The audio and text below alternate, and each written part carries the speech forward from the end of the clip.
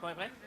Alors, bonjour tout le monde. Bienvenue dans la ville de Québec. C'est un grand plaisir d'être ici. Moi, j'ai commencé ici comme cadet dans l'armée. Alors, ça me rappelle des bons souvenirs de revenir ici à la Citadelle. Écoutez, thème central de la réunion d'aujourd'hui, évidemment, c'est la question de l'abordabilité. Ça a toujours été notre priorité. Vous l'avez vu dès le départ avec le gouvernement Carney.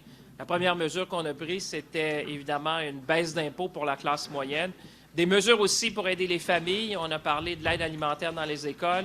On a parlé évidemment des garderies. On a parlé du programme national dentaire pour aider les familles. Et ça demeure le thème central. Vous allez voir des mesures. On va regarder différentes mesures aujourd'hui avec les collègues, comment on peut rendre la vie plus abordable pour les Canadiens et Canadiennes. Deuxième chose, évidemment, on va parler d'économie, on va parler d'emploi. Vous savez, le premier ministre, c'est bon nombre de collègues. On arrive de missions économiques en Asie, au Moyen-Orient, en Europe. Et je peux vous dire, le Canada a la cote. C'est clair que le monde voit que le Canada est un partenaire de choix, un partenaire stratégique, un partenaire fiable dans un monde de plus en plus complexe. Alors, on aura la chance de voir les mesures qu'on peut prendre pour justement s'assurer de faire cette croissance-là économique qui va se traduire par des emplois pour des gens à travers le pays. On parle de l'intelligence artificielle, on parle évidemment d'énergie, on parle de minéraux critiques, mais je peux vous dire, de retour de Davos, c'est clair que le Canada a la cote à travers le monde. Troisièmement, on va parler de résilience, on va parler de diversification. Vous avez vu dans nos différents échanges, le premier ministre a parlé de diversifier nos partenariats, diversifier nos relations, développer de nouvelles relations stratégiques. Et c'est clair que son discours à Davos, pour moi, a marqué non seulement les Canadiens, mais j'allais dire le monde. Le Canada se démarque à l'international par la force de ses idées, par la force de ses valeurs. Et je pense que le discours du premier ministre a été historique à cet égard-là. So, just to say a few words and then I'll pass on to Keith. Today, obviously, the overarching theme, the most important thing we're going to talk about is affordability. This has been the key objective and mission we had since day one when the Carney government came into place, making sure that we make life more affordable for Canadians. We're talking about the middle class tax cut, what we've done for early learning and child care, what we've done for dental care. We're very conscious that that's top of mind for Canadians. How can we make their lives more affordable? So that's going to be the central theme of our discussion today and tomorrow. The second thing is going to be about the economy, creating jobs. I can tell you, coming back from a mission with colleagues in Asia, in the Middle East, in Europe, Canada is the partner of choice. There's no doubt about that when it comes to AI, when it comes to critical minerals, when it comes to energy. Canada is seen as a stable, predictable, a partner of choice for countries around the world. And we're going to talk about that, how we can continue to translate that into good jobs across the country. And lastly, we're going to talk about resilience. You've seen the Prime Minister over the last few days and weeks and months forging new relationships, making sure we have strategic partnership with key allies, key economies around the world.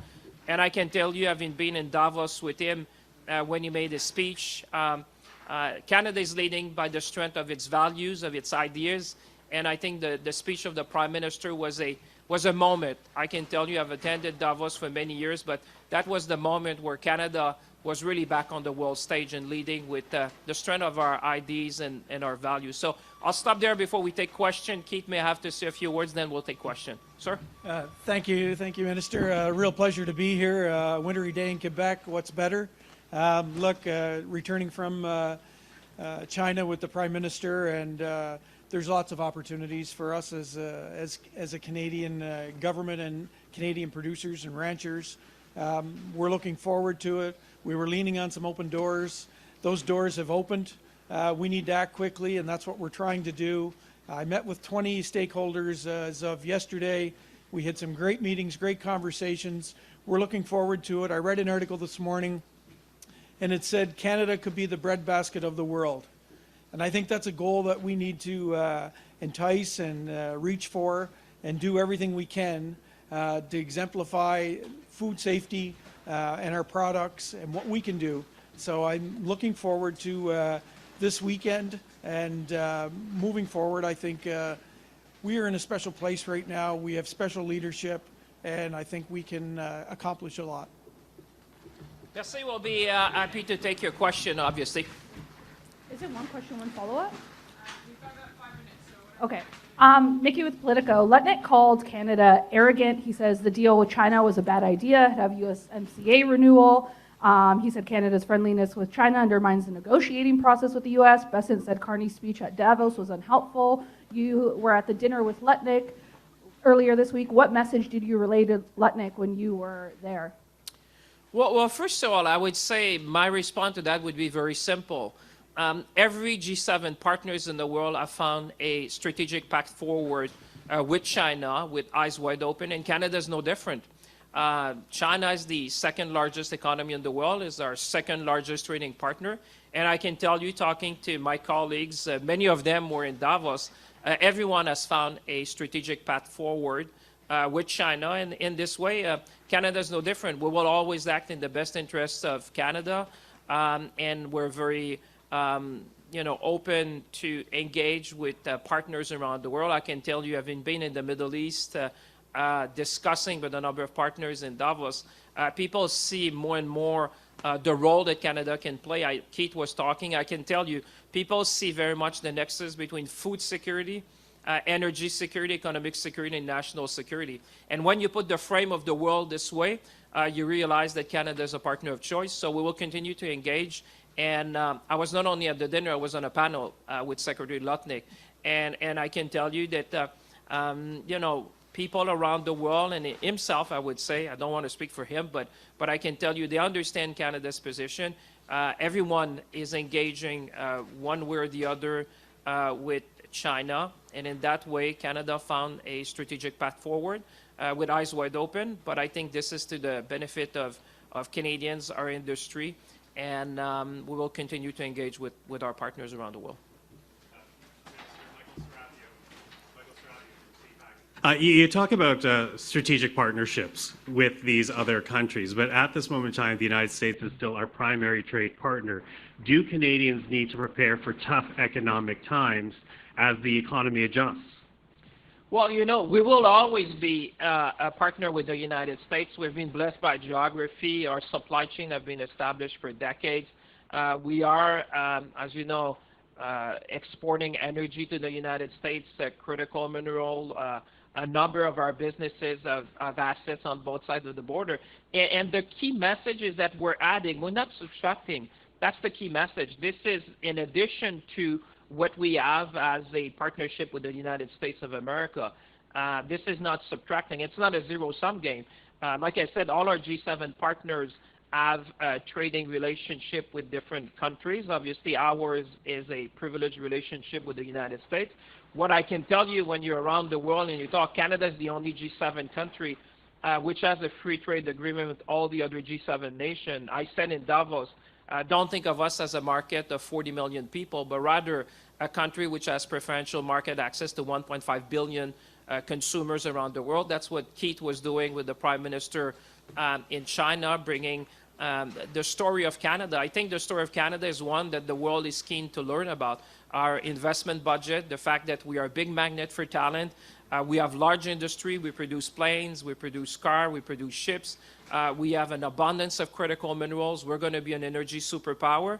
And the fact that we have this trading relationship with Canada in a very enviable position, I would say, in this new world trading order. Bonjour, M. le ministre. Valérie Gamache de Radio-Canada. Vous avez rencontré, vous l'avez dit, M. Lutnick à Davos.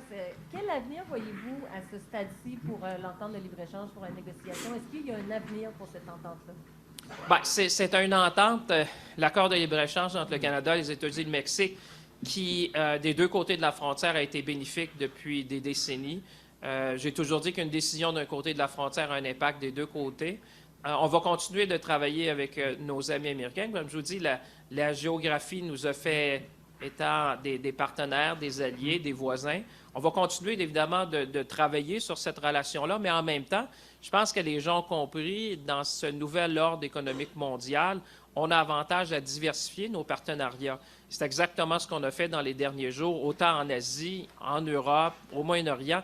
Le Canada a tout avantage à diversifier tout en essayant de solidifier ces relations-là stratégiques avec des partenaires, continuer de travailler avec nos voisins américains. Et je pense que je peux vous dire, je suis allé à Davos pendant quelques années, je peux vous dire que le Canada a la cote vraiment dans un monde de plus en plus complexe. Les différents pays cherchent des partenariats économiques solides, fiables, et certainement le Canada se démarque à cet égard-là. Vous a dit quoi là-dessus? Écoutez, c'est même public. On était sur un panel ensemble, alors vous pouvez l'écouter. On était... Sur la CM. Allez-y, je vous entendais pas. Que vous avez eu quelques discussions avec lui en dehors de ce panel-là. Oui, bon, on s'est vu. Écoutez, vous savez, c'est pas si grand que ça, Davos, là. On s'est croisés plusieurs fois. On a toujours, comme on dit, on a toujours intérêt à travailler de concert, à mettre de l'avant nos intérêts stratégiques. J'ai vu aussi l'ambassadeur Greer, il était là aussi. Je pense qu'ils comprennent. Le président s'est exprimé aussi là-dessus. Je veux dire, comme je vous dis, l'ensemble des pays du G7 ont trouvé une voie stratégique pour s'engager avec la Chine en ayant les yeux grands ouverts. Le Canada n'est pas différent à cet égard-là. Comme je vous dis, c'est la deuxième économie mondiale, deuxième partenaire économique du Canada. Keith était là avec le premier ministre. On a avantage à développer des partenariats comme celui-là en ayant les yeux grands ouverts et puis en continuant de favoriser les différents accords de libre-échange qu'on a à travers le monde avec nos partenaires européens. On a eu des très bonnes discussions avec nos partenaires aussi au Moyen-Orient. Je peux vous dire, le Canada a la cote. OK, bonjour, monsieur Olivier de TVA. Donc, vous débarquez à Québec, à la Citadelle. Monsieur Carney qui nous fait un discours sur les peuples fondateurs fait allusion aux 2 référendums du Québec. Est-ce que tout ça, c'est parce que vous êtes inquiet d'un 3e référendum ici? Je vous dirais, c'est tout à propos d'être ici à la Citadelle. C'est un endroit historique. Le premier ministre, suite au grand discours qu'il a donné à Davos, je vous disais vraiment, le Canada se démarque par la force de ses idées, de la force de ses valeurs. Je pense que c'était important pour le premier ministre aussi d'exprimer comment il voit le Canada. C'est un discours aussi très important, historique même, qu'il a donné là-bas, ici, de présenter ça aux Canadiens, sa vision d'un pays fort.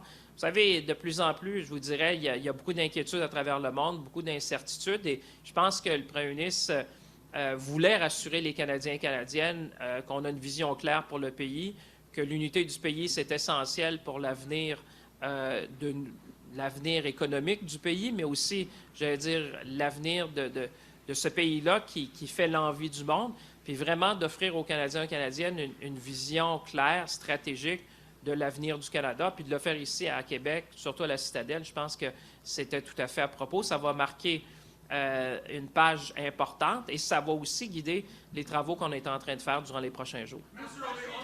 Abigail Beeman, CTV News. Minister, I didn't hear you respond directly to Mr. Lutnick's comments. He hinted that it could affect CUSMA renegotiations. Do you think the Prime Minister has been short-sighted when you see the fallout now from the Trump administration? I'd say the Prime Minister said a lot of things that people thought, and he had the courage to say it loud. Like I say, Canada is leading with the strength of its value, of its idea, of its economy, of its partnerships around the world. And colleagues around the world understand that, we need to have strategic partnerships with different nations around the world. We will continue to work hand in hand with our U.S. partner. We are, we buy more from the United States than Japan, the UK, and China combined. I reminded them to our U.S. friends. So we are their biggest customer. We will continue to see what we can do. But at the same time, I think Canadians have understood by now that diversification is key. We need to be more resilient. We need to be less dependent. And I can tell you, coming from Asia, the Middle East, and Europe, it is clear that the world is keen to engage more and more with Canada. Merci tout le monde. Merci. All jobs in the auto sector are at stake here. Ambassador Sudan?